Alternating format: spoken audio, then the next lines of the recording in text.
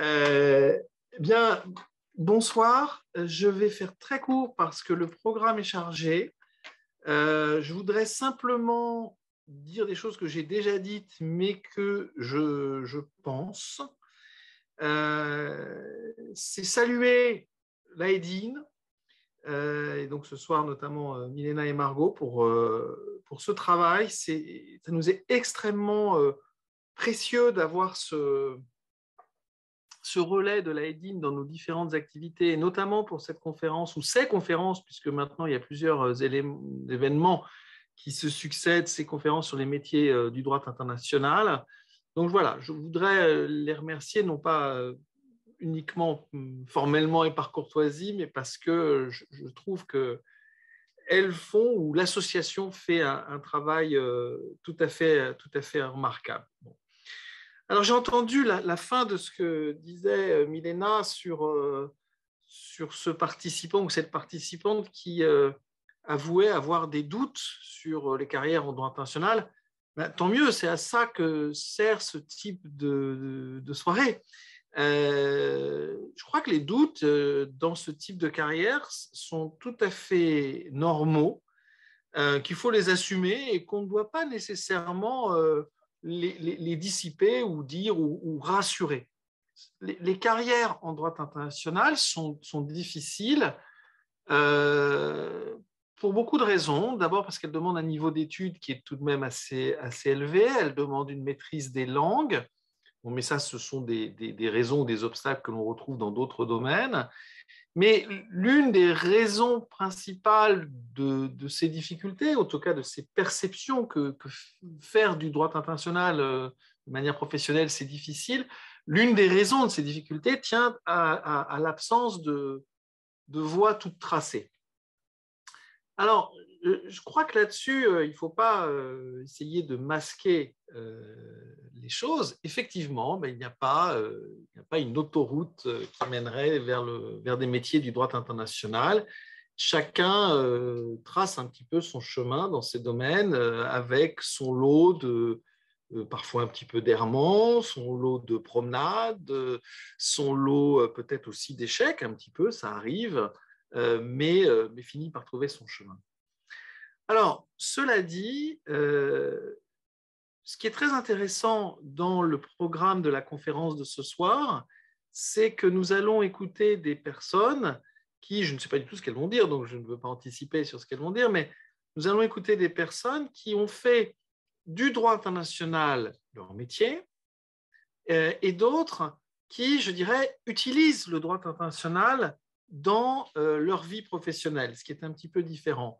Mais je trouve que cette diversité-là, elle est la preuve de la richesse de cette matière et des perspectives qu'elle ouvre. Bien sûr qu'on peut vouloir faire du droit international son métier, et Milena et Margot ont choisi de mettre derrière elles une photo de la Cour internationale de justice, enfin plutôt du Palais de la Paix. Alors bien sûr, ça c'est symboliquement très fort, mais tout le monde ne va pas aller plaider au Palais de la Paix ou devenir juge ou que sais-je encore, ou travailler à la CIJ, bien évidemment.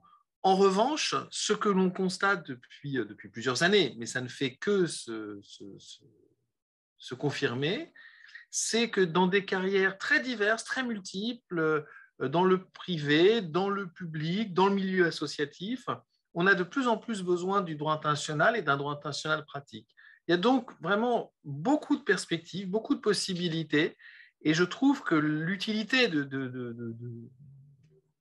soirées comme celle qui est organisée par l'AEDIN aujourd'hui, l'utilité de ce type d'événement, c'est justement de vous ouvrir ces perspectives, de vous montrer que ces différentes perspectives existent. Voilà, j'ai déjà été trop long par rapport à ce que je m'étais promis.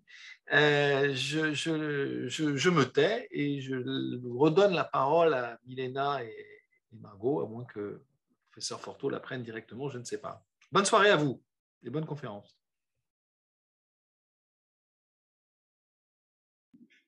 Je laisse donc la parole maintenant au professeur Forteau pour qu'il puisse nous faire un petit discours d'introduction. Merci beaucoup. Est-ce que tout le monde m'entend bien? Oui. Oui, parfait, merci. Écoutez, alors je ne sais pas si je suis un jeune ancien ou un ancien jeune du master, mais je dois dire que lorsque moi-même j'étais étudiant en droit international à Nanterre, j'aurais vraiment beaucoup apprécié avoir ce type de conférence et vous avez énormément de chance que l'Association des étudiants de droit international de Nanterre organise régulièrement et chaque année ces demi-journées sur les métiers du droit international. C'est véritablement devenu un complément indispensable de nos formations de master. Et à mon tour, comme le professeur Baudot-Lévinec, je les remercie vraiment très chaleureusement et très vivement d'avoir organisé aujourd'hui encore cette demi-journée qui sera, je n'en doute pas, très profitable à l'ensemble des étudiants. Alors, comme chaque année, nous avons un programme chargé, mais un programme vraiment passionnant. Donc, je vais moi aussi être le plus bref possible. Simplement, peut-être pour faire le lien avec l'actualité du droit international, nous vivons en ce moment deux crises majeures qui sont celles de l'agression russe en Ukraine et puis plus largement celle du changement climatique et des dégâts que cela occasionne. Et je crois que tout cela montre à quel point la société, aujourd'hui, nos sociétés ont besoin de juristes internationalistes et de juristes internationalistes qui soient compétents dans leur domaine. Je crois que cela montre aussi que le droit international reste encore aujourd'hui un projet politique qui demeure à construire, qui doit être chaque jour défendu et renforcé. Et de ce point de vue-là, il me semble que les métiers du droit international sont non seulement pour vous des débouchés futurs, mais sont également pour nos sociétés quelque chose de tout à fait fondamental qui doivent nous permettre de renforcer plus encore le fonctionnement de nos sociétés de manière pacifique, dans le respect du droit.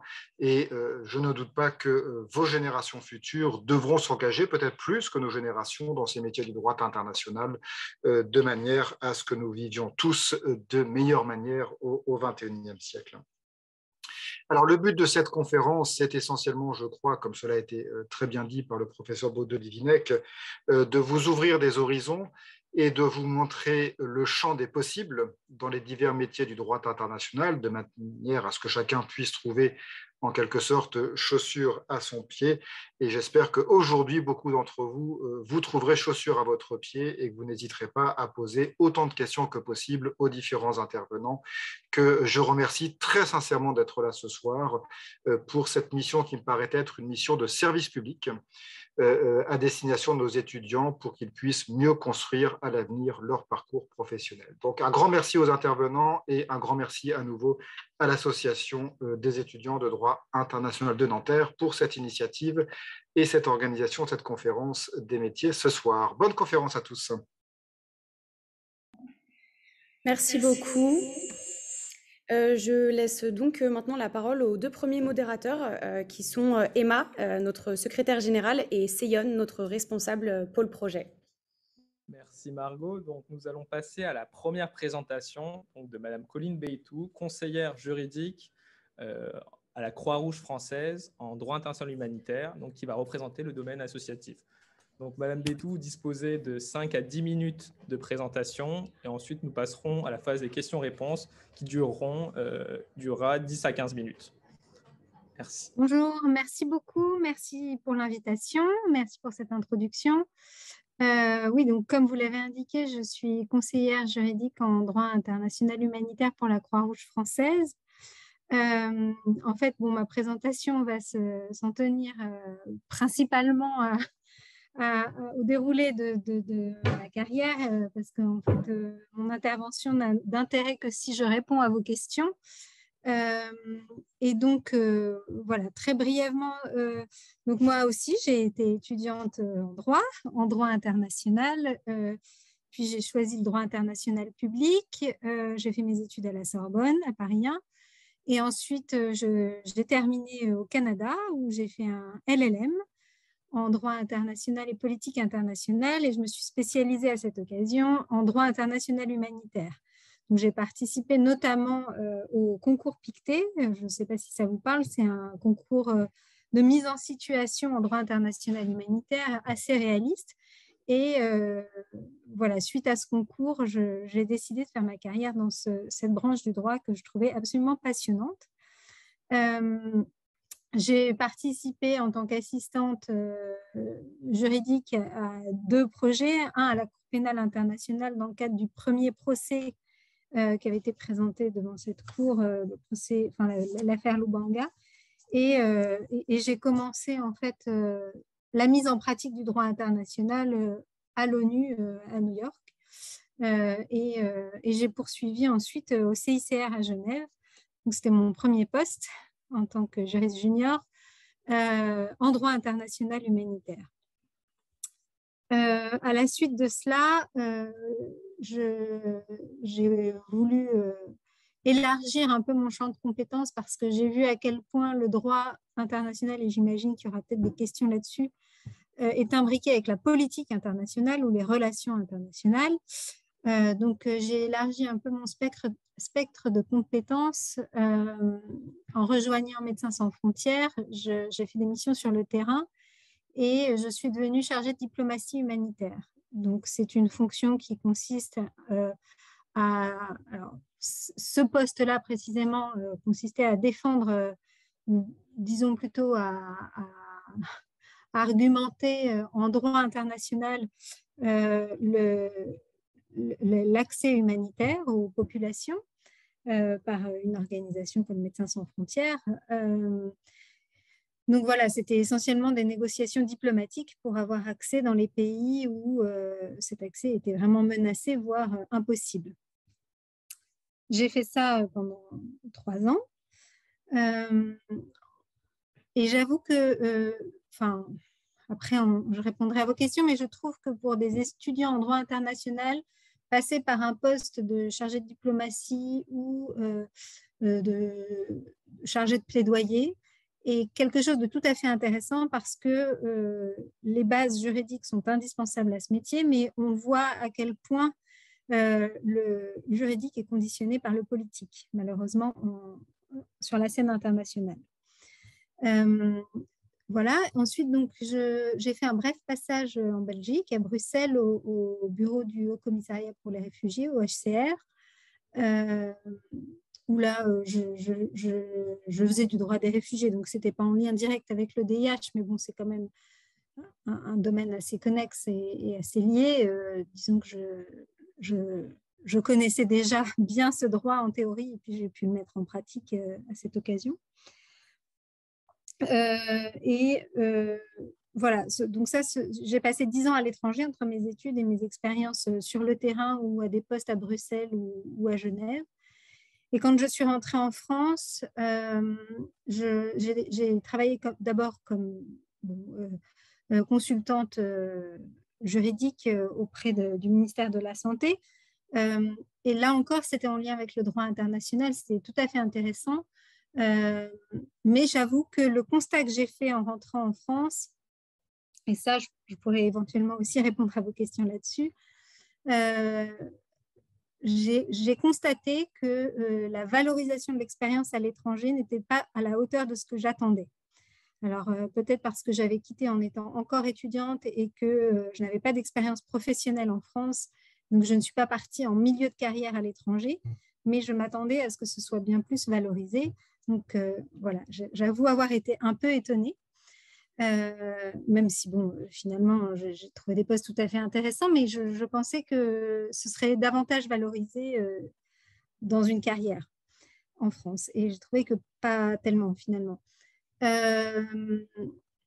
Et ensuite, j'ai rejoint une autre organisation humanitaire, Action contre la faim, où là encore, j'ai été chargée de plaidoyer, donc je me suis un petit peu éloignée du droit pur pour finalement en faire une application plus diplomatique que purement juridique. Et là, j'avoue que j'ai découvert un monde parce que mon poste consistait à négocier non seulement avec les États, mais surtout et principalement avec les entreprises. Et c'est une expérience qui me sert beaucoup aujourd'hui, donc en droit international humanitaire, puisque mon poste actuel, dans mon portefeuille, dans les dossiers que j'ai à traiter, on a commencé à travailler avec le secteur privé, justement, puisque c'est un acteur absolument incontournable sur la scène internationale actuellement, et en particulier en matière de droit de la guerre, puisque maintenant nous dialoguons et nous donnons des formations pour le secteur de l'armement, mais pas uniquement, aussi pour les banques qui financent le secteur de l'armement ou qui se portent garant des exportations d'armes, mais aussi pour les entreprises d'extraction minière qui emploient des compagnies de sécurité privées dans des zones qui peuvent être des zones de conflit.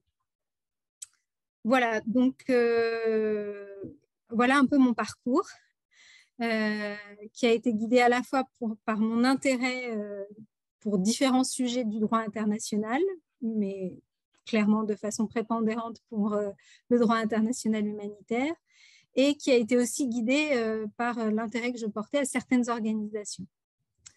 Voilà, je suis à votre disposition pour toute question. Nous vous remercions pour cette présentation. Donc, on va passer maintenant aux questions. Si le public a des questions, n'hésitez pas à le mettre dans le chat. Et sinon, nous, en tant que modérateurs, nous avons quelques questions à vous poser.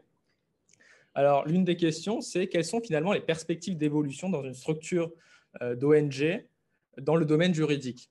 Parce que vous êtes conseillère juridique, vous êtes passé par la case chargée de plaidoyer, attachée. Donc, c'est un peu obscur pour les étudiants, finalement, les perspectives d'évolution intra dans l'ONG en tant que telle. Donc, on voudrait quelques précisions à ce propos. Oui, bien sûr. Alors, ma première réponse, pardon, j'enfonce une porte ouverte, mais ça dépend de l'organisation, de la structure de l'organisation. Malheureusement, en tout cas en France, les perspectives d'évolution sont assez limitées parce qu'on tombe… En fait, ça dépend de ce qu'on veut faire. Moi, je suis intéressée par le fond. Donc, ce qui m'intéresse, c'est l'analyse juridique, la mise en pratique du droit, voilà, rester vraiment sur le fond et sur la pratique du droit international humanitaire. Et c'est vrai que si l'on souhaite évoluer dans ce type d'organisation, comme il y a très peu de postes, on tombe vite sur des postes de management, donc on s'éloigne du fond. Donc, ça dépend vraiment de ce qu'on veut faire. Si on veut passer dans la partie plus décisionnelle de stratégie, mais à ce moment-là, on fera plus du management et de la gestion de projet.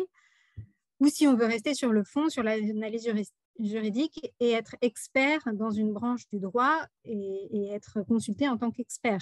Là, malheureusement, il y a peu de possibilités d'évolution. Je veux dire, enfin, dans les organisations dans lesquelles j'ai travaillé et celles avec lesquelles je dialogue actuellement, il y a quasiment aucune évolution possible. Il y a en général des juristes juniors, des conseillers juridiques et éventuellement des conseillers juridiques seniors. Mais voilà, c'est à peu près tout, quoi. Très bien, merci pour ces précisions. Alors, on a Yasmi qui nous pose 3 questions, à savoir, donc, quelle université avez-vous faite au Canada dans le cadre de votre LLM? Les formations au Canada sont-elles plus reconnues que les formations françaises? Et la dernière question, c'est les postes à l'international ne nécessitent-ils pas un bon réseau? Alors, comme université, j'ai fait l'Université du Québec à Montréal. Pour une raison simple, c'est qu'ils présentaient un double cursus droit international, politique internationale, et que l'avantage au Canada, c'est que ce sont des programmes à la carte, c'est-à-dire qu'on choisit les majors de son programme, en fait. Donc, on fait un peu son shopping au milieu de toutes les matières qui sont proposées. Et donc, c'est assez facile de se spécialiser dans un domaine du droit international, ce qui a été mon cas. Les formations au Canada, alors, elles sont plus reconnues dans certaines organisations. Par exemple, pour rentrer au CICR, il est clair que les universités canadiennes, belges ou suisses sont plus reconnues que les universités françaises.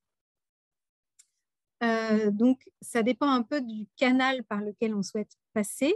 Moi, vraiment, je visais le CICR, donc le Comité international de la Croix-Rouge, et je dirais que l'avantage du Canada, et c'est sans doute pour ça qu'elles ont une meilleure, elles sont plus connues à l'international, c'est qu'elles ont l'avantage d'être bilingues.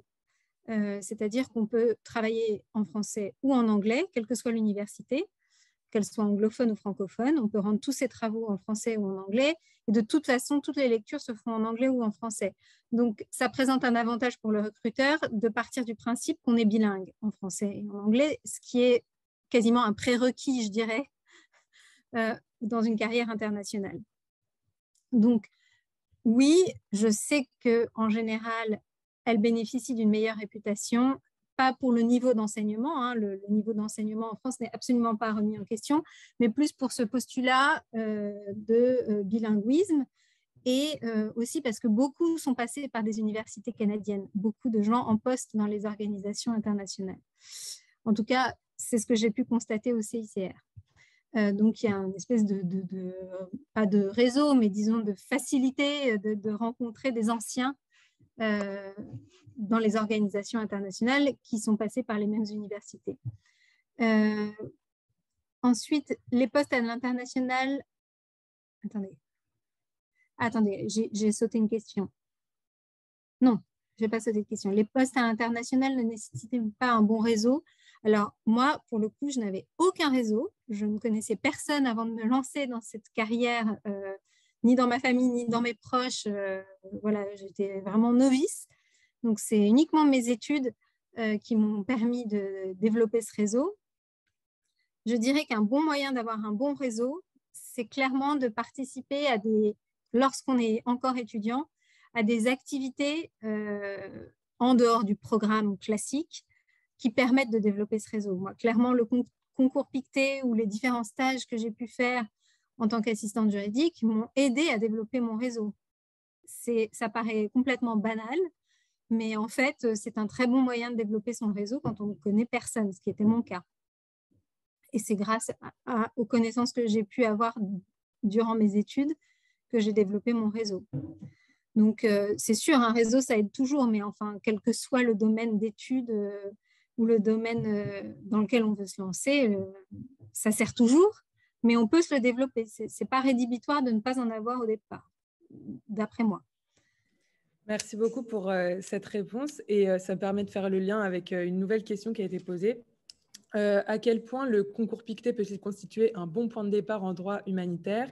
Est-ce que vous auriez quelques conseils pour les participantes au concours Pictet, s'il vous plaît? Oui. Alors, oui, c'est un excellent point de départ. Honnêtement, moi, ça faisait partie des questions dans mon recrutement pour le Comité international de la Croix-Rouge et je dirais qu'à peu près 75% des gens qui travaillent au Comité international de la Croix-Rouge ont fait le concours Pictet à un moment ou un autre. Donc, c'est une excellente formation et aussi oui, c'est une excellente formation d'y participer parce que c'est vraiment une formation en accéléré sur beaucoup de domaines de droit, pas uniquement le droit international humanitaire, parce qu'il faut aussi connaître le droit pénal international, le droit des réfugiés, etc. Donc, ça couvre un spectre assez large. Et clairement, c'est une très bonne carte de visite pour la suite. Et puis d'ailleurs, pour développer son réseau, comme je le disais à l'instant, il y a un annuaire des anciens qui permet d'aller piocher quand même dans les contacts. Et voilà, c'est quelque chose qui crée du lien entre les participants, les anciens participants et les nouveaux. Alors, quelques conseils pour les participantes. Oui, il faut bien dormir et bien s'entraîner, ça c'est clair. Ça dépend à quel niveau. Au niveau de la préparation ou au moment de la participation, il y a différents conseils qu'on peut donner. En termes de préparation, nous, les niveaux de préparation sont différents d'une université à une autre. Donc, on ne part pas tous sur une base égale. Moi, j'ai participé pour l'UQAM, donc l'Université du Québec à Montréal, et on n'avait pas de budget ou de quoi que ce soit. C'était vraiment quelque chose qui était en dehors du programme et c'était les anciens qui nous coachaient. Donc, on ne faisait pas partie de ceux qui étaient le plus aidés. Mais voilà, si on est passionné par la matière, c'est assez facile de s'y préparer. Il faut ingurgiter tout ce qu'on peut sur le programme qui est proposé. Et partir avec des fiches, 10 kilos de fiches pour pouvoir retrouver facilement les informations pendant le concours. Et en termes de participation, donc plus au niveau de la préparation, mais de la participation, je dirais vraiment qu'il faut avoir une bonne endurance et surtout, et ça c'est indispensable, un excellent esprit d'équipe parce qu'on n'y arrive pas seul. Ça c'est clair. À chaque fois qu'il y en a un qui intervient, il faut qu'il ait les deux autres en backup pour l'aider. Donc voilà, et il faut surtout s'amuser parce que franchement, c'est un moment exceptionnel. Enfin, moi, j'en garde un souvenir incroyable alors que c'était il y a très longtemps, presque 15 ans. Donc voilà. Mais la Croix-Rouge peut évidemment apporter une aide, hein, donc n'hésitez pas à nous solliciter en dehors de ce colloque pour qu'on puisse revenir plus en détail sur l'apport qu'on peut apporter. Merci. Donc, 3 dernières questions avant de passer au prochain intervenant. Dans la continuité de vos propos, est-ce que ce concours Pictet existe en France? La deuxième question concerne l'accès aux institutions internationales, que ce soit ONG ou organisations internationales. Est-ce qu'il est possible de mettre en œuvre professionnellement nos connaissances Comment est-ce qu'il est possible de mettre en œuvre finalement ces connaissances en droit international, de les valoriser? Et la dernière question concerne la question de savoir dans quel type de structure pouvons-nous nous tourner afin de débuter sa carrière en droit international? Alors oui, le concours Pictet existe en France. Je n'ai plus la liste précise des universités qui y participent, mais il y en a plusieurs en France. Hein. Je peux vous retrouver la liste. Je ne l'ai plus parce qu'effectivement, moi, je n'avais pas participé à l'époque où j'étais étudiante française, donc je ne me souviens plus exactement. Mais oui, il y a plusieurs universités qui participent. Il faut savoir qu'il faut être, c'est l'université qui présente sa candidature, hein, donc il faut que l'université souhaite participer pour que les étudiants puissent le faire. Ce n'est pas à titre individuel.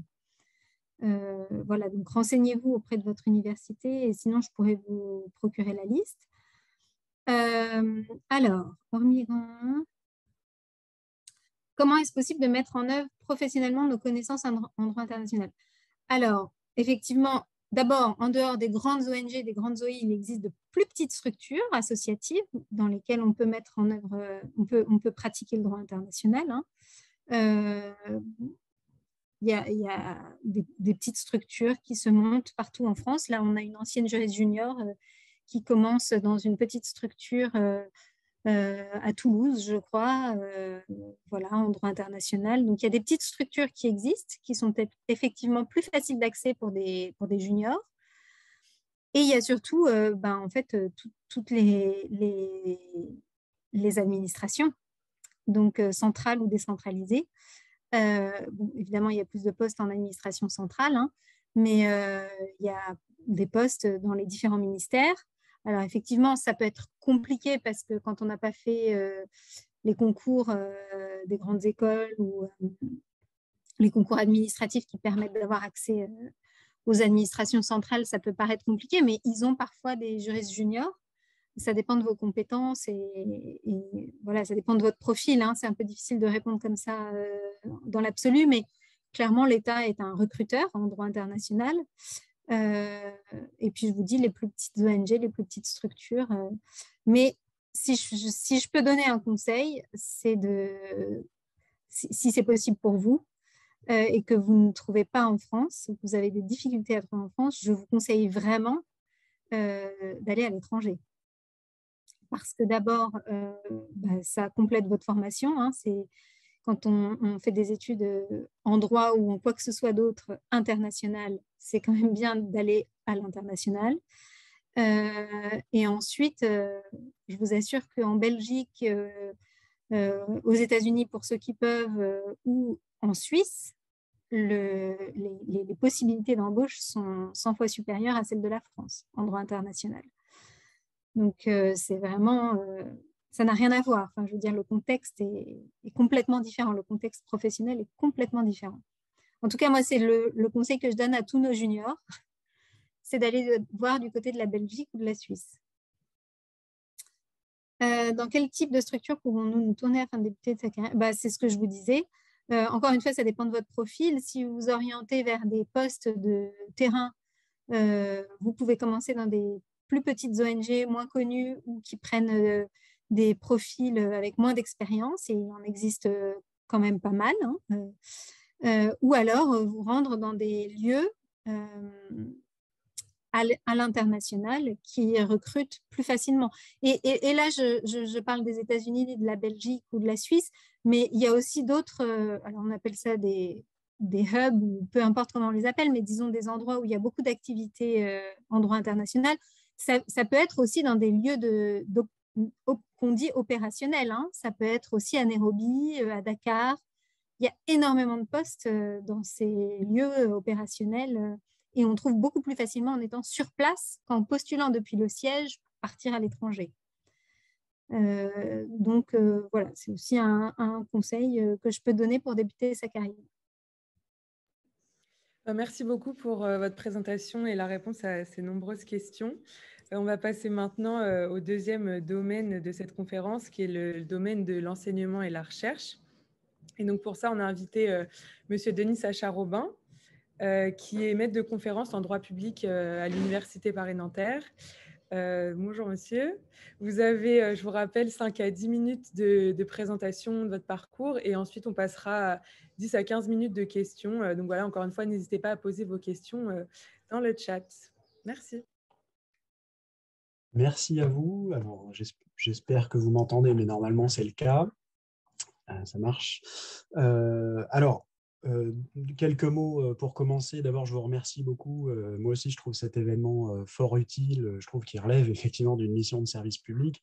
Moi aussi, j'aurais aimé avoir ce type d'événement lorsque j'étais en licence ou en master. Alors, moi, j'étais peut-être un cas un petit peu particulier parce que il y avait déjà une enseignante-chercheur dans ma famille, c'était ma sœur. Et donc, j'étais très intéressé aussi par la liberté intellectuelle et de mouvement au quotidien, disons, offert par la recherche. Donc, je savais que c'était un domaine qui m'intéressait beaucoup, mais j'aurais quand même aimé avoir beaucoup plus d'informations sur les autres métiers liés au droit international. La deuxième chose que je voulais dire en préambule, c'était aussi une manière de réagir à l'intérêt du droit international aujourd'hui. Je le dis souvent en début de cours dès la L2 sur les sources du droit international. Le droit international n'est pas que présent dans les cours de droit international finalement, puisque il gagne un petit peu tous les domaines du droit et dans la plupart des cours, souvent un enseignant va s'arrêter sur les sources internationales et européennes de sa matière, que vous fassiez de la fiscalité ou autre, les sources du droit international deviennent en fait omniprésentes. J'avais un camarade qui, il y a quelques années, travaillait dans une banque, service juridique d'une banque à Paris. Aujourd'hui, je suis persuadé qu'ils sont très amenés à s'intéresser au droit international dans la mesure où il s'agit de geler les avoirs de plus de 800 personnes concernées par les sanctions à la suite de l'invasion de l'Ukraine. Donc voilà, tout ça, c'est des mécanismes assez complexes. Tout le domaine associatif est concerné aussi par le statut des réfugiés ukrainiens, mais évidemment aussi d'autres nationalités. Donc je crois que le droit international est de plus en plus omniprésent dans divers champs de la société, et donc a fortiori l'intérêt de l'étudier et de le maîtriser devient aussi important. Alors, trois courts passages dans ma présentation. D'abord, le métier, qu'est-ce qu'on fait ? Ensuite, le statut, quelques mots sur les conditions de vie d'un enseignant-chercheur. Et puis ensuite, en troisième, le parcours. Je terminerai sur comment on y arrive, finalement. Alors, c'est intéressant parce que c'est un peu une mise en abîme de notre relation aux étudiants, c'est-à-dire que c'est dans ce genre d'événement qu'on réalise que finalement, nous aussi, on est pour vous un débouché, c'est-à-dire notre métier est pour vous une possibilité. Donc, je vous le présente en quelques mots.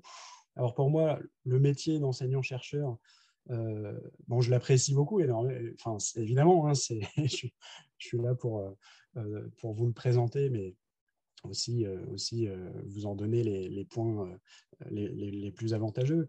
Mais je ne vais pas me limiter aux avantages.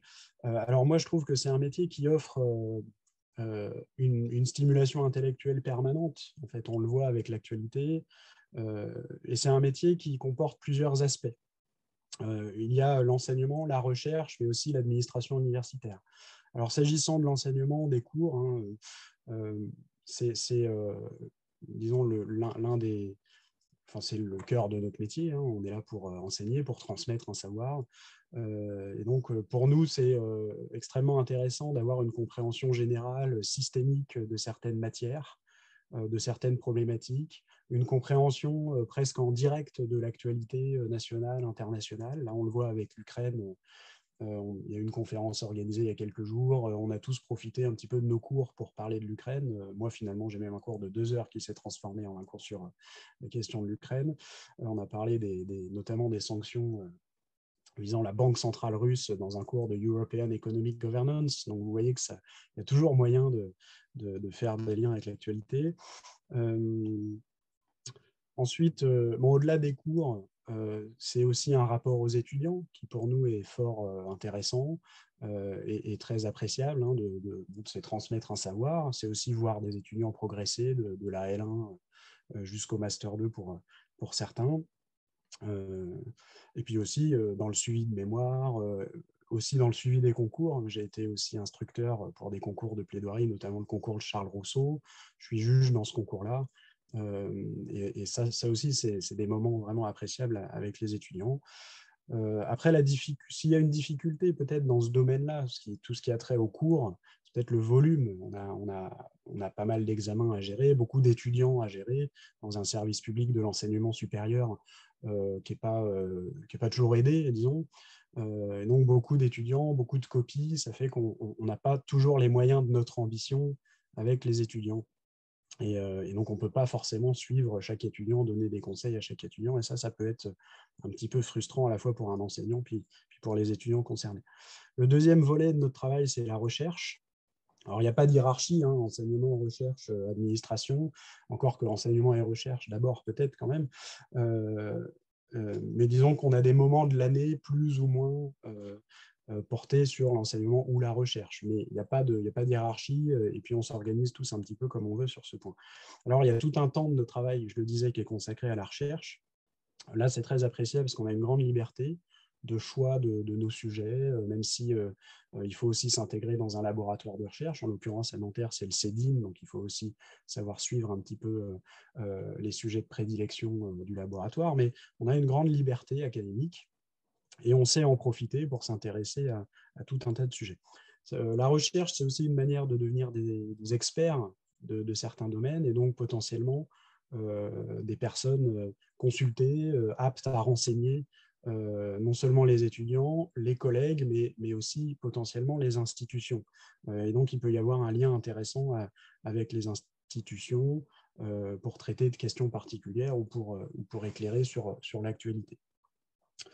La difficulté dans le domaine de la recherche, c'est qu'on n'a pas toujours le temps, pareil, étant très pris parfois par les cours, les copies, on n'a pas toujours beaucoup de temps ou assez de temps à consacrer à la recherche, même si on voudrait en faire plus. Et puis les financements dans le domaine de la recherche en droit, en sciences humaines ne sont pas toujours extrêmement importants. Le troisième volet de notre travail, c'est aussi l'administration universitaire. Alors ça, c'est pas inintéressant. On est amené à être intégré dans les différents conseils qui visent à gérer la fac. On peut devenir doyen, c'est le cas d'Anne-Laure Chaumette, vous la connaissez. On peut être directeur de master, de master ou de laboratoire de recherche. Donc on a différentes fonctions. Moi, je suis référent pour le tutorat, par exemple, au sein de l'UFR DSP. Donc, on a chacun des fonctions administratives qui sont utiles au bon fonctionnement du service public de l'enseignement supérieur. Donc voilà, ça c'est le premier volet, le métier. Voilà ce qu'on fait au quotidien. Le deuxième volet, le statut. Alors, quelques mots rapides. Bon, c'est un statut de la fonction publique, on y accède sur concours. Je vais vous expliquer comment. Donc, c'est un statut assez appréciable, hein, assez enviable, avec une certaine sécurité de l'emploi. Le salaire, il est assez variable entre le début d'une carrière et la fin d'une carrière d'enseignant-chercheur. Pour vous donner une fourchette, très grosso modo, ça va de 2 000 € bruts en début de carrière à près de 5 000 € bruts en fin de carrière. C'est une fourchette, hein, grosso modo. Après, il y a des ajustements, il y a des primes ou des ajustements en fonction d'un lieu de résidence ou du nombre d'enfants qu'on peut avoir. Enfin, là, tout ça, ça relève du statut de la fonction publique. Après, il peut y avoir des contraintes quant à ce statut. on est dépendant du service public de l'enseignement supérieur, donc il y a des contraintes de lieu. On doit suivre les postes ouverts, donc on est amené à déménager, à enseigner dans une ville où il y a un poste disponible pour nous. L'évolution de carrière en elle-même n'est pas... Enfin, disons que pour le dire, dans un sens, il n'y a pas énormément d'évolution quant à notre métier, c'est-à-dire que notre métier va rester le même entre le début de la carrière et la fin de la carrière, même si au fil des ans, on est amené à avoir de plus en plus de responsabilités. Mais en revanche, il y a un décloisonnement de notre métier, c'est-à-dire qu'une fois qu'on est enseignant-chercheur à l'université, eh bien, il n'est pas du tout interdit d'avoir des activités de conseil en dehors, d'exercer comme avocat ou autre. Il n'est pas interdit non plus de travailler auprès des institutions. On peut même être en détachement, c'est-à-dire être mis à disposition d'un autre ministère, d'un autre service, et donc pendant quelques années arrêter l'enseignement à la recherche pour aller auprès d'une institution. Donc il y a diverses possibilités. On n'est pas non plus cantonné à l'enseignement et à la recherche durant toute notre carrière. Et le troisième point, alors le parcours. Comment fait-on pour arriver jusqu'à un statut d'enseignant-chercheur? Alors là, sur ce point, plusieurs choses. Il faut se former à la recherche. Donc ça commence assez tôt. Souvent, ça commence par un mémoire de master. Donc, un bon mémoire de master 2 est souvent un bon tremplin vers la suite du parcours. Ensuite, il faut impérativement faire un doctorat. Donc voilà, faire une thèse, enfin, pas seulement en droit international, hein, mais dans tous les domaines, il faut faire une thèse pour accéder à la possibilité d'être enseignant-chercheur. Et pendant cette thèse, déjà, il faut faire une bonne thèse, c'est sûr, mais il faut aussi se former à la recherche un petit peu en dehors de la thèse, donc publier quelques articles, intervenir dans quelques colloques. Les années de thèse sont aussi l'occasion de se former à l'enseignement en étant chargé de TD, en suivant éventuellement certaines formations liées à l'enseignement. Et une fois que ce parcours doctoral est fait, est terminé, eh bien le parcours d'accession au statut d'enseignant-chercheur continue, c'est-à-dire qu'il faut se présenter à une procédure qu'on appelle la procédure de qualification. C'est-à-dire que vous envoyez votre dossier avec vos recherches, votre thèse et quelques articles au Conseil national des universités. Et c'est ce Conseil national des universités qui vous donne un label, en quelque sorte, qui vous permet de vous présenter comme candidat à des postes d'enseignant-chercheur. Donc, vous présentez votre dossier pour être qualifié pour exercer la fonction de maître de conférence à l'université. Et alors, cette qualification, c'est un filtre qui peut être assez difficile. Là, les résultats sont sortis il y a quelques jours. Il y en a tous les ans. Et il y a eu 33 qualifiés en droit public pour environ 160 candidats. Donc, vous voyez, c'est quand même un filtre assez important. C'est-à-dire que sur ce plan-là, on est jugé uniquement sur la qualité des travaux de recherche. C'est pour ça que je vous disais qu'il faut faire une bonne thèse et avoir de bons articles qui l'accompagnent. Dans l'hypothèse où on est qualifié, alors on présente notre dossier de candidature dans les universités où il y a un poste ouvert, poste qui correspond à notre spécialité. C'est-à-dire que moi, étant spécialisé en droit international et européen, je ne prétendais pas candidater sur des postes de droit fiscal, droit de l'urbanisme, droit administratif ou autre. Il y a évidemment d'autres très bons candidats spécialisés dans ces domaines. Donc, il faut candidater dans les diverses universités qui ont des postes. On peut éventuellement être amené à passer une audition, un entretien, c'est-à-dire on est shortlisté en quelque sorte, on a une dizaine qui vont aller passer un entretien, et puis à l'issue de cet entretien, et c'est là que c'est un vrai concours de la fonction publique, à l'issue de cet entretien, on est classé, il y a un classement qui est fait, et le premier fait son choix, le premier peut choisir d'aller dans cette université-là, ou alors il est premier dans une autre université, et il peut choisir une autre université, auquel cas, dans la première université, ça laisse la place au second, et ainsi de suite. Et il peut y avoir un jeu de chaises musicales. Il y en a un qui va choisir le poste à Nantes, l'autre à Paris-Nanterre, l'autre à Nice. Et puis, voilà, il peut y avoir un petit peu de mouvement. Voilà comment on y accède. Alors, tout ce parcours, pour terminer, il est marqué par une certaine sélectivité. Pour le droit international et européen, il faut aussi des compétences linguistiques. Donc voilà, c'est pas évident, mais si vous passez toutes ces étapes-là, vous accédez à ce beau métier d'enseignant-chercheur. Évidemment, je vais répondre à vos questions. Merci beaucoup pour votre présentation. Alors, donc, n'hésitez pas à poser vos questions dans le chat. Et nous, on a une première question pour vous. Un des objectifs à long terme du métier d'enseignant-chercheur, ça peut être notamment d'obtenir l'agrégation. Est-ce que vous pouvez nous détailler peut-être un peu comment dire, les épreuves, les attentes pour obtenir l'agrégation, s'il vous plaît? Oui, alors le concours d'agrégation, c'est quelque chose qui est assez spécifique au monde juridique. C'est-à-dire que dans d'autres domaines de l'enseignement et de la recherche, il n'y a pas de concours d'agrégation. Alors, à quoi ça sert? À quoi ça sert? Alors, il faut savoir que quand on est enseignant-chercheur, il y a deux corps de la fonction publique. Le premier, c'est le corps des maîtres de conférences, et le deuxième, c'est le corps des professeurs d'université.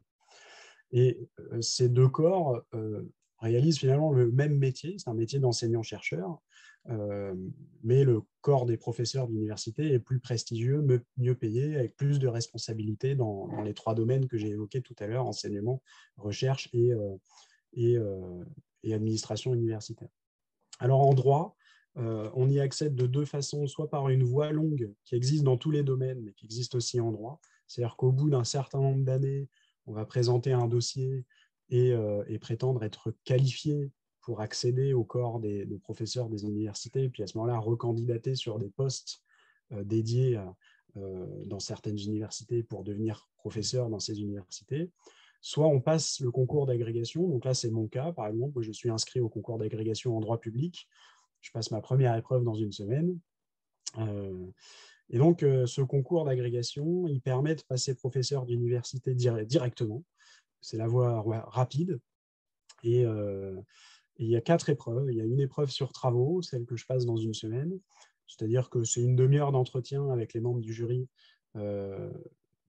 durant lesquels un entretien durant lequel simplement ils posent des questions et on y répond. Et puis ils ont évalué au préalable l'ensemble de notre dossier. Si on passe cette étape, on est amené à faire une leçon de spécialité, c'est-à-dire qu'on tire un sujet dans notre domaine de spécialité. On a 8 heures de préparation, toute une journée, dans une salle où il y a tout un tas d'ouvrages. Et à la fin de la journée, on présente en quelque sorte une conférence, un cours de 30 ou 45 minutes selon les cas sur le sujet donné. Et on est amené à répondre à des questions pendant quelques minutes à l'issue de cette présentation. Si on passe cette deuxième étape, alors on va jusqu'au bout du concours, c'est-à-dire qu'on va passer les 2 épreuves suivantes. On va vraiment jusqu'à la fin. Et les 2 épreuves suivantes, c'est un peu particulier. Il y a une épreuve en 24 heures. Bon, je ne vais pas juger là, ce n'est pas le lieu forcément du côté un petit peu curieux de la chose, mais c'est une épreuve en préparation libre. Donc c'est un peu comme la nage libre, hein, vous savez, aux Jeux Olympiques où tout le monde fait du crawl. Ben là, la préparation libre, tout le monde prend une équipe avec soi, c'est-à-dire on réunit une dizaine de personnes, plutôt moi, c'est le conseil qui m'a été donné, plutôt des gens avec qui on s'entend bien, pour que ça se passe bien et que ce soit efficace. Et puis, on tire un sujet, donc, par exemple, à 9 h du matin, puis on passe le lendemain matin à 9 h aussi, et là, on fait encore une fois une présentation de 45 minutes, suivi de questions. Et la dernière épreuve, c'est une leçon en 8 heures aussi, mais dans un domaine qui n'est pas notre spécialité. Donc, pour moi, par exemple, ce sera le droit administratif. Voilà. C'est très sélectif, encore une fois, c'est-à-dire c'est de l'ordre de 160 candidats pour une vingtaine de postes à la fin. Nous vous remercions pour ces précisions. Et une dernière question avant de passer au prochain intervenant concerne les récentes réformes sur la recherche. Est-ce que ces réformes ont impacté la manière de mener à bien la recherche en France? Du moins,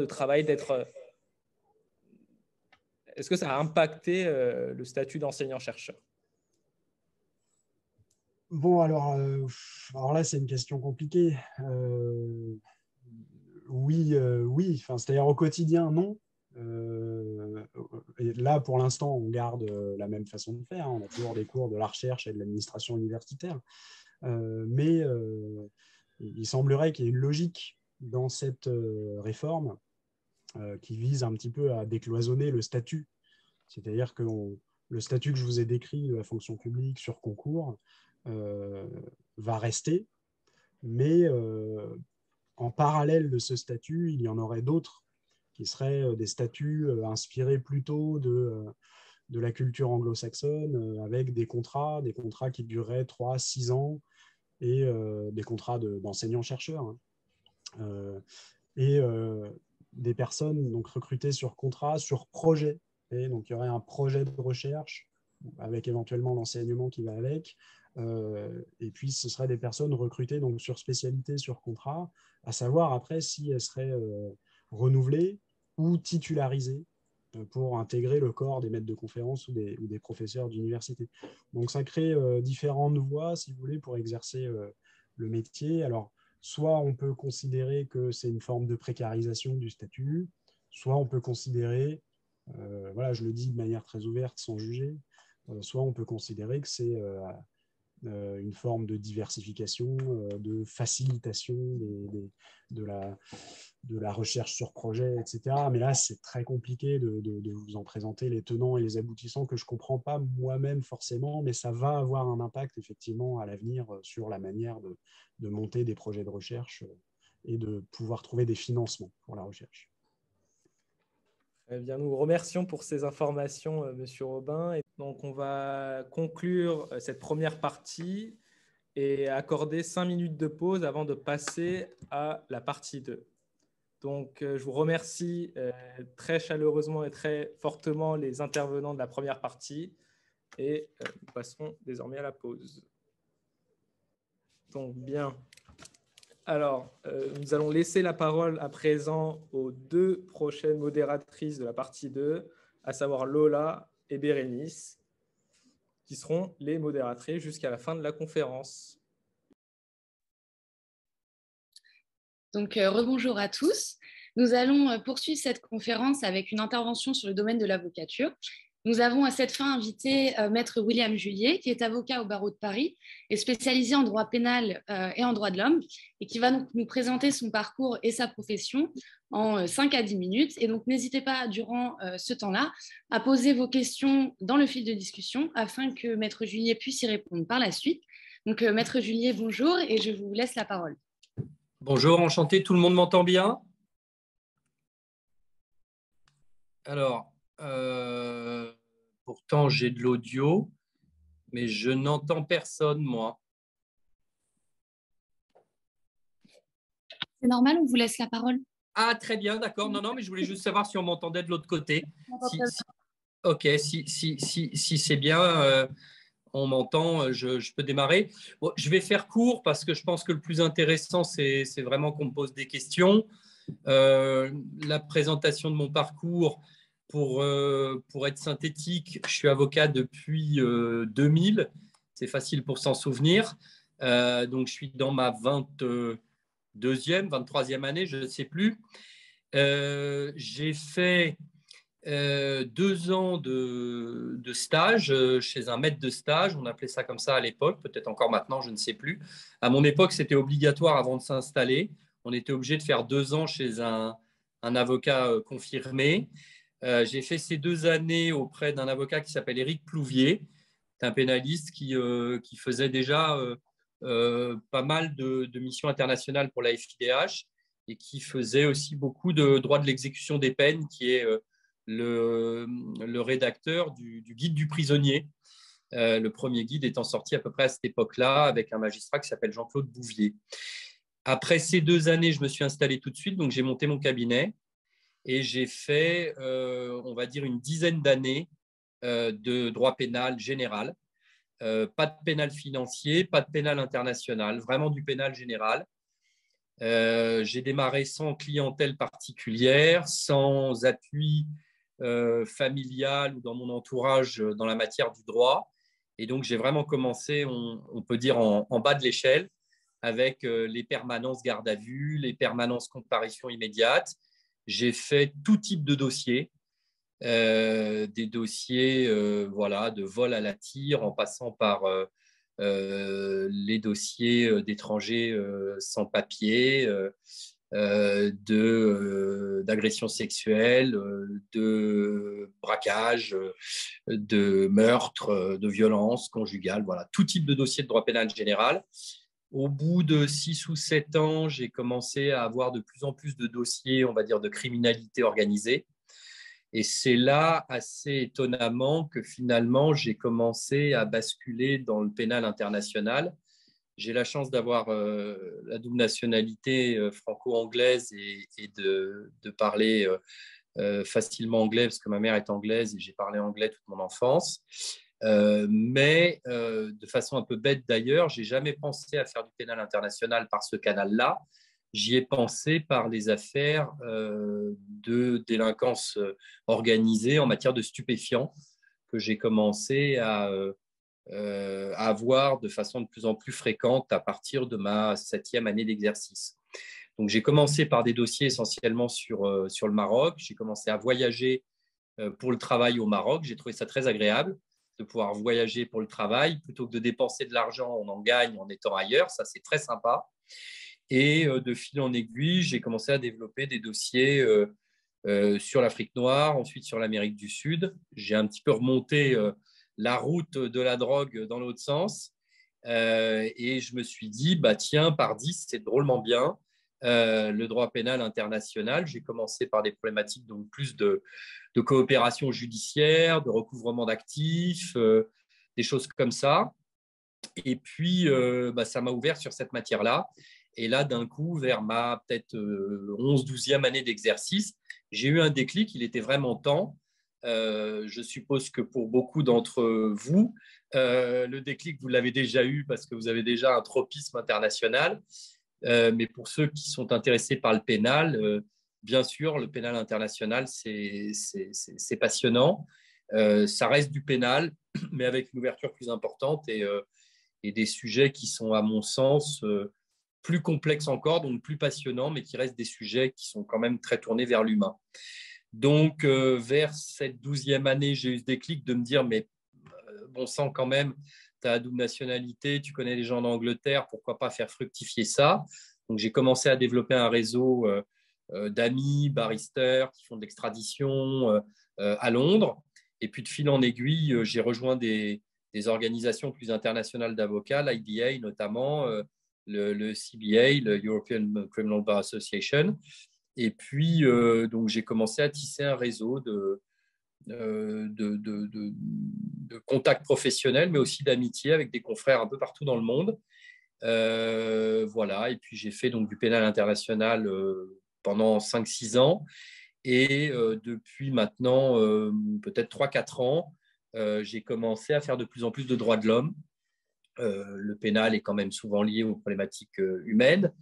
Il y a du pénal de l'entreprise, mais enfin, j'ai fait beaucoup de pénal du côté plutôt des individus, mais à développer là une compétence proprement orientée droit de l'homme, avec cette matière qui s'articule à la matière pénale et qui s'articule aussi voilà, à d'autres matières qui peuvent être moins directement liées aux individus uniquement, et ça, on le sait peut-être un peu moins quand on veut faire ou quand on fait des droits de l'homme, mais il y a des champs de compétences qui sont en train de se développer, notamment en matière de compliance, pour les grosses sociétés qui ont aujourd'hui des problématiques qui sont liées aux droits de l'homme, et puis également via des problématiques dont on peut être saisi de personnes qui ont des procédures qui sont liées à des contentieux économiques, notamment d'arbitrage internationaux sur des problématiques d'expropriation, et avec des gens qui ont besoin d'un backup, de contre-feu sur des sujets de droits de l'homme, et notamment sur des saisines des mécanismes ONU droits de l'homme, qui viennent s'articuler non plus à des problématiques purement défense des droits humains pour des gens qui ont été dans des situations difficiles ou terribles, mais plus pour des situations qui sont liées à du corporate et de gens qui ont besoin de faire des packages sur d'autres actions avec des droits de l'homme qui viennent pour renforcer leurs actions, notamment lorsqu'ils sont on va dire, en contentieux, en conflit avec des États. Et donc, ça, c'est un champ de compétences que je développe depuis quelques années, articulé au droit pénal international. Et puis, je fais aussi beaucoup d'Interpol, qui est une matière qui est liée au pénal, qui est aussi liée aux droits de l'homme et qui est tout à fait passionnante parce qu'on embrasse à chaque fois des situations différentes. On est confronté à des situations de personnes qui ont parfois été persécutées politiquement, parfois pour des raisons religieuses, parfois pour des raisons culturelles. Donc, à chaque dossier, on voyage aussi intellectuellement et on doit comprendre quelle est la problématique liée aux requêtes qui sont introduites à Interpol par des États requérants. Et on essaie de trouver des arguments de défense qui sont adaptés à chaque situation et à chaque régime qui est impliqué dans ces demandes-là. Voilà pour une présentation synthétique. Merci beaucoup pour votre présentation passionnante. Alors, on a une question dans le chat de quelqu'un qui est très intéressé pour exercer en droit pénal international et en droit de l'homme et qui demande s'il faut obligatoirement se spécialiser de l'EM1 ou l'EM2 et est-ce qu'une spécialité en droit international et européen peut-elle mener à l'exercice des matières précitées? Écoutez, déjà, la question est très bien posée. Donc, votre collègue étudiant ou étudiante paraît structuré. C'est déjà un bon point pour exercer.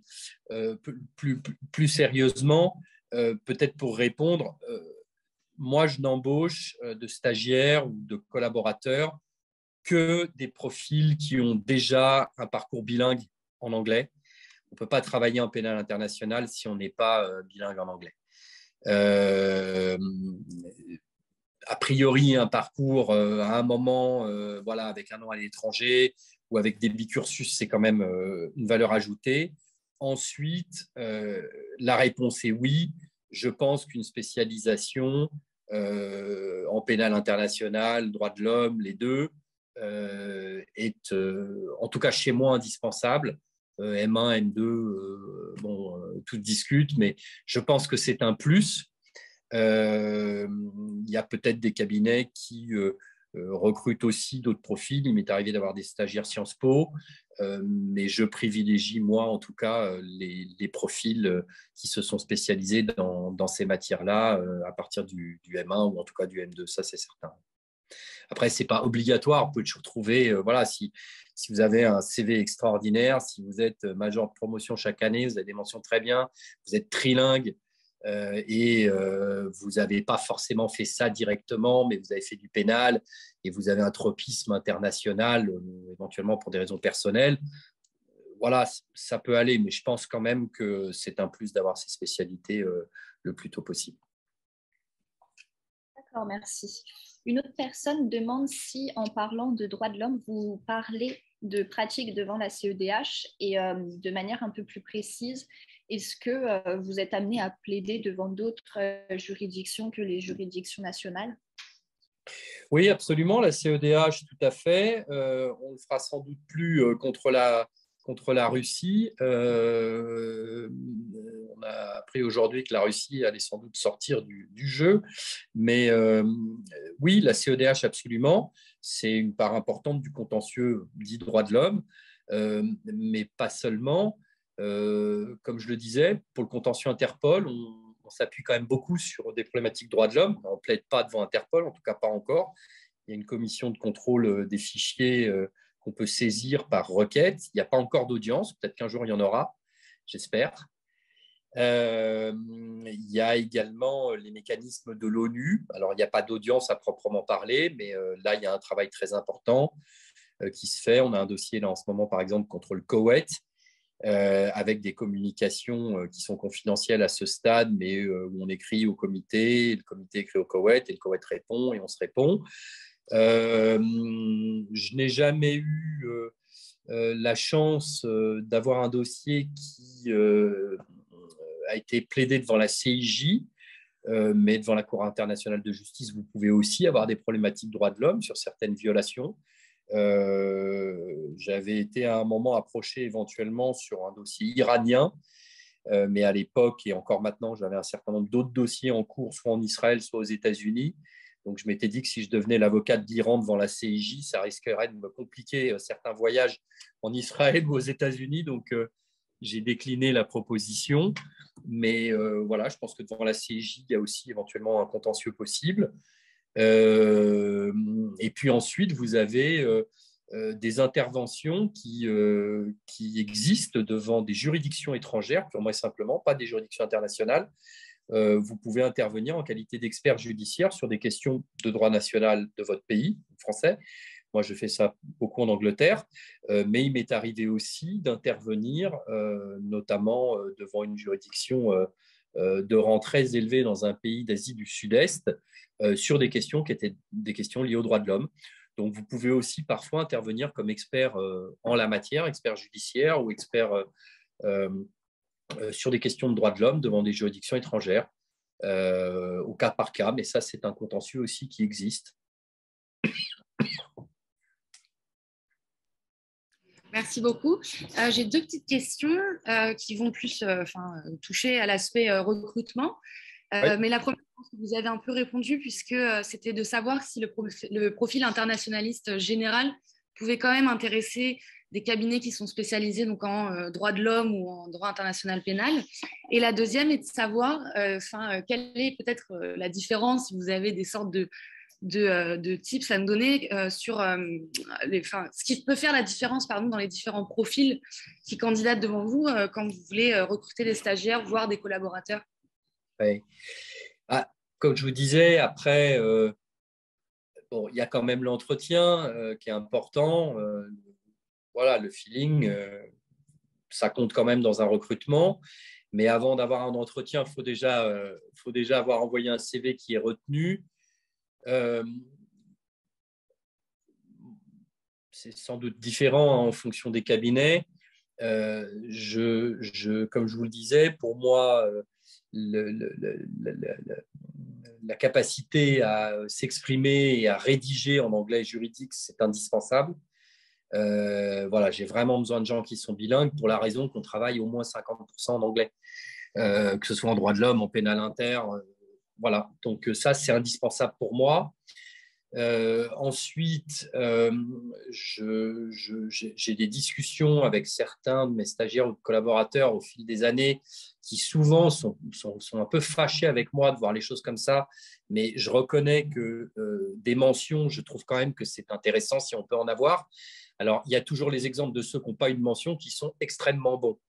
Le problème quand vous êtes recruteur, c'est que c'est difficile de savoir sur un simple CV qui va être brillant sans mention. Il y a des gens qui n'ont pas de mention parce que voilà, ils n'ont peut-être pas le profil aussi scolaire, parce qu'ils devaient travailler à côté pour gagner leur vie. Il y a toutes sortes de profils. Et voilà, notamment mon épouse qui est avocate et qui est brillante n'a pas eu trop de mention. Elle est furieuse quand je dis ça. Le problème, c'est que quand on reçoit des CV et qu'on a assez peu de temps, c'est compliqué de donner autant sa chance à quelqu'un qu'on n'a pas parce qu'on a plus du mal à le filtrer. Donc, si vous pouvez avoir des mentions, même si je sais que dans les études, parfois, c'est pénible, le côté vraiment scolaire des choses, c'est quand même bien, non pas parce que ça veut tout dire, mais parce que ça permet voilà, de passer éventuellement ce filtre-là pour des cabinets qui n'ont pas le temps de recevoir tout le monde. Donc ça, c'est quand même un plus. Alors, pas forcément toutes les années, pas forcément que des très bien, mais si vous en avez une petite quand même de temps en temps par-ci, par-là, ça permet quand même de montrer que vous êtes plutôt sur le haut du panier. Ensuite, comme je le disais, mais ça va avec être bilingue, je trouve que d'avoir soit un bicursus, soit une année ou voilà, une partie d'une année dans une fac étrangère, je trouve que c'est bien parce que ça ouvre toujours l'esprit. Ça permet de voir comment ça se passe ailleurs. Et on le voit entre le pénal général et le pénal international. Les confrères qui font du pénal international ou qui font du pénal et qui voyagent, ils sont en règle générale bien meilleurs que ceux qui sont qu'en France. Et vous le voyez aussi dans les cabinets, soit c'est les grosses structures de type anglo-saxonne et le niveau est très haut parce que c'est des gens qui travaillent avec une ouverture sur des cabinets étrangers. Et puis souvent, les cabinets franco-français qui sont un peu refermés sur eux-mêmes. Sauf exception, ça a tendance à être quand même moins bien, mais ça, c'est une règle de la vie. Quand on se confronte à d'autres cultures, à d'autres confrères, on se rend compte que, et on a un peu ce mauvais tropisme en France, à toujours penser à la France, les Français. Pardon, je veux dire quelque chose d'un peu provoque, mais ils sont nuls, quoi. Et on a tendance à penser que les cabinets roumains ou serbes, ils sont tellement moins bons que les cabinets français. Il y en a plein qui ne sont pas bons, mais je suis en contact avec des cabinets roumains qui valent 50 fois la moitié des confrères pénalistes que je connais en France, qui par rapport à des cabinets dans des pays soi-disant moins, peut-être en haut des considérations intellectuelles sur qui a inventé les droits de l'homme. Voilà, et c'est quelque chose qu'on voit aussi quand on voyage. Les Français ont tendance à penser qu'ils sont très, très bien et très, très hauts. Enfin, ils sont très en retard sur beaucoup de choses. Donc, je pense qu'une formation à l'étranger ou un stage à l'étranger, c'est quand même toujours quelque chose de positif. Après, vous avez quand même le petit plus d'avoir été un peu en stage en cabinet d'avocat, parce qu'un étudiant brillant, mais qui n'y a pas été du tout, ça prend plus de temps pour qu'il puisse prendre un petit peu la mécanique. Donc, pas que des stages en cabinet, mais 1 ou 2 stages en cabinet d'avocat. Si vous voulez devenir avocat et vous voulez avoir un stage en cabinet, c'est quand même un plus. Et puis ensuite, une bonne présentation en entretien, une bonne présentation, être modeste évidemment. Et puis surtout, moi, je fais toujours aussi passer soit un petit test d'écrit, soit je demande à voir quelques écrits, être capable de présenter quelque chose même de simple, mais qui est parfait dans la forme. Ça, c'est extrêmement important. C'est des choses toutes bêtes, mais la ponctuation, la syntaxe, un texte justifié, que ce soit propre, que les polices soient toutes les mêmes. On voit très vite quelqu'un qui est prêt, au moins un petit peu prêt pour la vie professionnelle, et quelqu'un qui ne l'est pas. La vie professionnelle, ça nécessite de pouvoir accomplir des tâches quand on est stagiaire, simple, mais de le faire bien. Simple, ça veut dire écrire un mail, ça veut dire écrire une lettre à un client de 4-5 lignes pour dire quelque chose de simple, mais qu'on n'ait pas à reprendre l'intégralité du courrier. Donc, savoir écrire une date, savoir écrire une formule de politesse. Accessoirement, ensuite, si on peut structurer un peu son esprit sur une consultation simple, savoir qu'on commence avec la base légale, qu'avant de partir dans des grands développements, il faut déjà identifier la base légale. Et donc, pouvoir structurer son esprit, structurer des réponses et avoir un esprit clair et simple. Ça, c'est une qualité extraordinaire. Et contrairement à ce qu'on pense, qu'on trouve assez peu. Le stagiaire excellent, c'est le stagiaire qui est capable d'avoir un esprit simple et clair et de s'arrêter là où ça commence à devenir trop compliqué pour lui. C'est quelque chose d'extrêmement précieux. Donc, plutôt que de vouloir être capable d'élaborer des choses très compliquées, pouvoir apporter déjà un éclairage qui est faire des recherches. Un patron qui prend un stagiaire, déjà, c'est ça qu'il attend. Donc, faire des recherches, les faire vite et bien, pas partir dans n'importe quelle direction, et puis être capable ensuite de structurer ces recherches de façon claire pour les présenter. Et puis, à partir de là, être capable de pouvoir articuler ces recherches, au moins sur des problématiques qui ne sont pas trop compliquées, et pouvoir rédiger des choses qui sont à peu près propres. Si on fait ça, on est déjà un très bon stagiaire en puissance. Merci beaucoup pour votre intervention et tous ces précieux conseils. J'ai juste une dernière question, je pense des demandes de précision de Madame Manga qui voulait savoir si elle pouvait, je pense, avoir peut-être vos coordonnées pour vous poser des questions un peu plus précises. Donc, peut-être... Absolument. Vous transmettez mes coordonnées.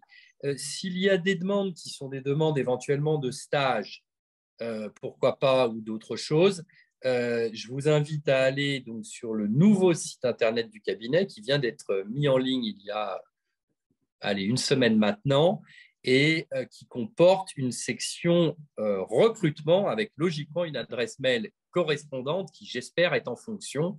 Donc, vous serez parmi les premiers à l'utiliser, qui doit s'appeler recrutement@wjavocat.com, tout simplement. Que vous pouvez trouver sur le site internet. Et puis, sinon, sur des demandes plus générales, il y a une adresse mail qui s'appelle info@ wjavocat.com. Donc, n'hésitez pas à envoyer ce que vous voudrez sur ces boîtes-là et puis on essaiera de vous répondre. Ça, c'est quelque chose qu'on n'a pas encore réussi à mettre en place, qu'on est encore une petite équipe, on court après le temps. On n'arrive pas encore à répondre à tous les gens qui écrivent, même pour leur dire qu'on n'embauche plus, mais on va tenter de le faire parce que je sais aussi que c'est important de recevoir une réponse et que c'est frustrant de ne pas en recevoir. Bien, merci beaucoup encore pour votre intervention et pour je vous en votre prie. temps. Je vous en prie. Bonne chance à tous, bon courage et puis je vous souhaite des aventures passionnantes. Merci beaucoup. Vous aussi, au revoir. Et bonne soirée. Bien, nous allons maintenant poursuivre la conférence avec, dans le domaine de la compliance, Monsieur Laurent Satt, qui est responsable sanctions et embargo chez le groupe BPCE. Monsieur, je vous rappelle que vous avez 5 à 10 minutes pour faire votre présentation de parcours et de votre métier. Et n'hésitez pas à poser des questions dans le chat si vous en avez. À vous, monsieur. Bonjour à tous. Je suis désolé, je ne vais pas préparer grand-chose parce que comme vous l'avez peut-être remarqué, l'Ukraine a été envahie par la Russie et le sujet des sanctions internationales et des embargos est plus que prenant. Donc, je sors d'une réunion de crise et j'enchaîne les réunions et les mises à jour. Donc, je ne vous ai pas préparé, je voulais vous préparer un support, un PowerPoint, mais je me suis abstenu. Concernant mon parcours, donc très rapidement, parce que ce n'est pas particulièrement intéressant, plutôt on va se focaliser sur ce que je fais actuellement, mais j'ai fait un master donc, de droit, un ex-master qui n'existe plus à Nanterre, qui était droit et économie, qui était donc un bimaster avec l'UFR d'économie et l'UFR de droit. Et je suis rentré à la suite de ce master, parce que j'avais fait mon mémoire sur l'analyse économique de la lutte contre le blanchiment d'argent dans les milieux de la sécurité financière, et je me suis spécialisé il y a 5 ans maintenant donc sur les sanctions internationales et les embargos, et j'ai pris l'équipe sanctions embargo du groupe BPCE il y a 2 ans environ. Donc, sur mon quotidien, sur ce que sont les sanctions internationales et les embargos, on a évidemment plusieurs réglementations qui s'appliquent, mais principalement la réglementation européenne, la réglementation américaine, la réglementation onusienne étant transposée dans le droit européen, s'applique entre guillemets automatiquement. Donc, ce sont principalement les sanctions américaines et européennes. Il y a de temps en temps d'autres programmes de sanctions, ce qu'on appelle les sanctions locales, qu'on va retrouver au Royaume-Uni notamment, qui est en train de prendre de plus en plus d'importance, et en France. Voilà, chaque pays est libre d'imposer son propre programme de sanctions, et chaque entité, donc chaque banque notamment, mais il n'y a pas que les banques qui sont soumises aux sanctions internationales, l'ensemble ce qu'on appelle les corporates, donc toutes les industries sont soumises au respect, les respectent pas autant que les banques, vu que les banques sont sanctionnées très très fortement quand elles ne les respectent pas. Elles s'imposent de respecter les sanctions internationales. Les très très grosses entreprises type Total, Airbus, Bouygues ont maintenant ce qu'on appelle des sanctions officers au sein de leurs équipes conformité, mais c'est vrai que les entreprises de taille moyenne sont assez peu concernées. Donc, 2 réglementations majeures, européennes et américaines, ainsi que la réglementation française. 2 thématiques, ce qu'on appelle donc les listes de personnes sanctionnées, un gel des avoirs. Donc, ce sont des personnes qui vont se retrouver sur une liste de sanctions, aussi bien donc européenne, française ou américaine, et pour lesquelles les avoirs, en fonction de la réglementation applicable, doivent être gelés. Donc là, il y en a eu beaucoup récemment, dans le cas du programme russe notamment. Vous avez entendu parler des oligarques qui se sont fait sanctionner soit par l'Europe, soit par les États-Unis, soit par le Royaume-Uni, puisque c'est eux qui ont le plus d'oligarques. On a en France des programmes de gel des avoirs sur toutes les personnes physiques qui pourraient avoir des liens avec le terrorisme, donc qui sont émises par le ministère des Finances, sous renseignement souvent de la DGSI. Et donc l'autre partie à côté, qui est ce qu'on appelle les embargos, ce sont donc des restrictions commerciales que l'Union européenne ou les États-Unis, mais majoritairement l'Union européenne pour le coup, vont mettre à l'encontre d'autres pays. D'accord ? Donc il existe plusieurs types d'embargos. Il y a ce qu'on appelle des embargos lourds, donc globaux, en anglais vous pouvez entendre sanctions étendues ou comprehensive sanctions.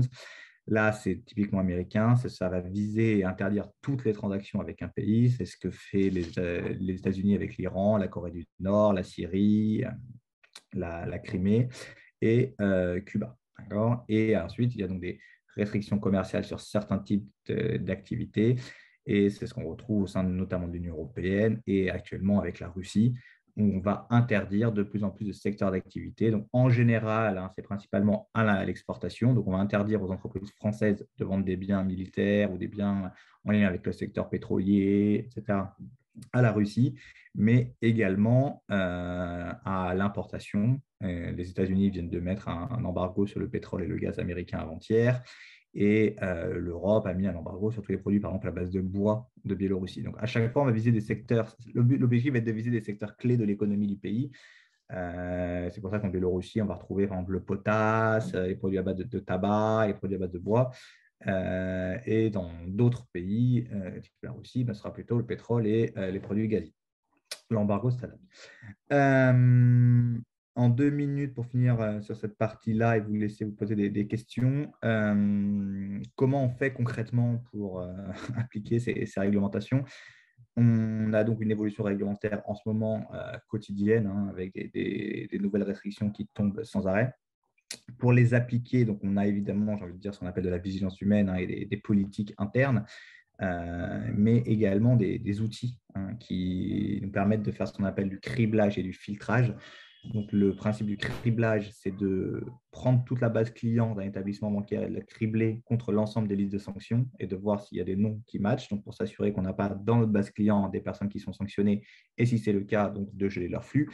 Et le filtrage, c'est de filtrer l'ensemble des flux. Donc, un message de paiement présente plein d'informations. On va filtrer toutes ces informations contre les listes de sanctions, mais également les pays et les secteurs qui sont sous embargo. Et donc, toutes les opérations avec la Russie vont être arrêtées et vont pouvoir être examinées afin de savoir si elles sont conformes ou non à la réglementation. Voilà pour essayer de tenir en 5 minutes sur une actualité très, très riche en ce moment. C'était très complet, merci beaucoup. Puis merci d'avoir su trouver du temps pour nous, malgré tout ce qui se passe. Nous, on a une question. On voulait savoir en fait dans quelle mesure le profil internationaliste publiciste pouvait intéresser les grands groupes ou les plus petites entreprises du secteur privé. Alors, en compliance, il y a 2 choses. La première, c'est que pour travailler en compliance, on peut avoir fait, je pense, quasi beaucoup de choses. D'accord. Ce qu'il faut, c'est être capable de comprendre des textes de droit et s'intéresser à ce qui se passe. Donc, les profils effectifs juristes internationaux, puisqu'on avait une stagiaire l'an dernier qui était de master, ont cette capacité en général à, s'intéresser au sujet, mais surtout à effectivement comprendre un texte de droit, de comprendre les différentes articulations qu'il peut y avoir entre un texte onusien, un texte américain, un texte européen et apporter la clairvoyance. Après, il n'est pas nécessaire d'être juriste international. Il y a de plus en plus de masters spécialisés maintenant sur la compliance, type droit pénal des affaires, des choses comme ça. Ça ne me semble pas obligatoire. Pour moi, l'essentiel est vraiment d'avoir une compréhension suffisante des textes de droit et surtout un goût prononcé pour ce type de matière. Alors, une autre question. Est-ce qu'il y a des différences entre, par exemple, une sanction ciblée envers une personne et un embargo? Est-ce qu'il y a des différences dans les techniques que vous faites pour mettre en œuvre ces sanctions-là? Alors, ce sont 2 mesures qui n'ont rien à voir. La sanction vise à geler des avoirs. D'accord. Donc là, quand on a un gel des avoirs, les 2 techniques, entre guillemets, restent toujours le filtrage et le criblage. D'accord. C'est vraiment ce qui permet de détecter. Ce sont des outils de détection dans lesquels il y a de l'intelligence, des algorithmes qui coûtent des fortunes. Et c'est ça qui va permettre de détecter. Après, ce qui sera fait, dans le cas d'une personne sanctionnée, on aura donc un gel des avoirs, on va bloquer les actifs, soit qu'on reçoit, si notre client en envoie à une personne sanctionnée, ou alors les siens, si c'est lui la personne sanctionnée. Alors que sur un embargo, si une personne plutôt morale, parce que c'est plutôt les personnes morales que les personnes physiques qui ne respectent pas les embargos, donc si quelqu'un venait à vendre un bien interdit, on le déclarerait aux douanes ou à la Direction générale du Trésor et aux douanes, puisque ce sont là, pour le coup, les exportateurs qui sont les premiers responsables. Nous, en tant que banque, on apporte potentiellement une aide financière, ce qui est également interdit, hein, mais nous n'exportons pas directement. Donc, on interdira l'opération et on fera une déclaration aux autorités compétentes, mais on n'ira pas saisir les biens, par exemple. Eh bien, merci beaucoup pour votre intervention et votre temps. Je crois que nous n'avons plus de questions. Ah si, une dernière question, pardon. Est-ce que les États pourront contourner les sanctions à travers les crypto-monnaies? Il y a 1000 façons de contourner les sanctions. Il n'y a pas que les crypto-monnaies. Évidemment, les crypto-monnaies peuvent être utilisées. Maintenant, les crypto-monnaies, c'est comme tout. Les grosses crypto-monnaies, surtout les gros holders de crypto-monnaies, sont régulés et ne peuvent pas vendre et acheter en principe n'importe quoi à n'importe qui. Donc, on peut utiliser, se transférer peut-être entre personnes du Bitcoin, mais je veux dire, quand vous avez des Bitcoins ou d'autres crypto-monnaies, elles sont malgré tout aujourd'hui stockées, si vous voyez, dans des entreprises type Coinbase, CoinHouse, etc. Et tous ces grosses entités-là sont de plus en plus régulées et contrôlées, et surtout avec ce qui se passe. Les Américains ont menacé de sanctions toute personne qui contournera avec les crypto-monnaies, l'Europe aussi. Donc, il y a un contrôle. Évidemment qu'il y a des possibilités de contourner avec les crypto-monnaies, mais je dis même avec la Chine, par exemple, Mastercard et Visa ont décidé de se retirer de Russie pour éviter que puisque les banques russes qui émettent des cartes Mastercard et Visa ne vont bien évidemment pas respecter les sanctions, mais les Russes ont décidé de passer sur le système bancaire chinois et d'émission de cartes. Donc, OK, les Russes n'auront plus de carte bancaire Visa ou Mastercard, mais ils pourront avoir une carte China UnionPay. Donc, de la même façon qu'une entreprise russe qui voudrait travailler aujourd'hui, son activité peut être bloquée, il suffit qu'elle ouvre un compte en Chine et on aura déjà beaucoup plus de mal à les bloquer. Donc, il y a 1001 façons de contourner. On essaye évidemment de les anticiper et de les appréhender et donc de les faire rentrer dans nos différents systèmes en place de contrôle qui existent chez nous. Mais la crypto-monnaie est clairement l'un d'eux. Ce n'est pas le seul, mais c'est l'un d'eux. Mais après, toujours cette contrainte sur la crypto-monnaie, c'est qu'il faut en avoir et tout le monde n'en a pas non plus et c'est très volatile. Donc, pour faire du commerce, si vous voulez, une entreprise française qui produit quelque chose n'a pas une envie terrible de se faire payer en Dogecoin. Alors, c'est mieux que de ne pas se faire payer, évidemment, mais vous n'allez pas avoir envie de vendre quelque chose à un Russe pour recevoir de la crypto-monnaie si ce n'est pas votre activité, quoi. Donc, ça limite malgré tout quand même très fortement. Merci énormément d'avoir pris le temps de venir à notre conférence, vu votre emploi du temps très chargé. Maintenant, nous en avons terminé avec les interventions et la secrétaire générale de l'AEDIN, Emma, va vous faire des propos conclusifs pour clôturer la conférence. Merci à vous, je vous laisse du coup. Au revoir. Au revoir. Alors, merci encore à tous les intervenants pour avoir répondu à toutes les questions des étudiants, pour toutes les précieuses informations que vous nous avez données. Nul doute que des nombreux auditeurs et étudiants auront été éclairés de toutes ces informations. On vous précise que l'enregistrement de la conférence sera disponible sur la chaîne YouTube de l'AEDIN. Vous pouvez y accéder depuis notre site internet. Et on vous précise également qu'il y a des nombreux événements à venir. Premièrement, si vous êtes intéressé, si vous êtes un étudiant et que vous voulez rejoindre le master théorie et pratique du droit international de l'université, vous pouvez assister à la réunion en ligne le 16 mars, organisée par les co-directeurs du master. Également, le CEDIN organise une journée Patrick Daillé le 24 mars. Et toutes ces informations sont accessibles sur nos réseaux sociaux, LinkedIn, Twitter, Facebook, Instagram. Et donc voilà, l'ensemble du bureau vous souhaite une agréable soirée et au plaisir de vous retrouver pour nos prochains événements.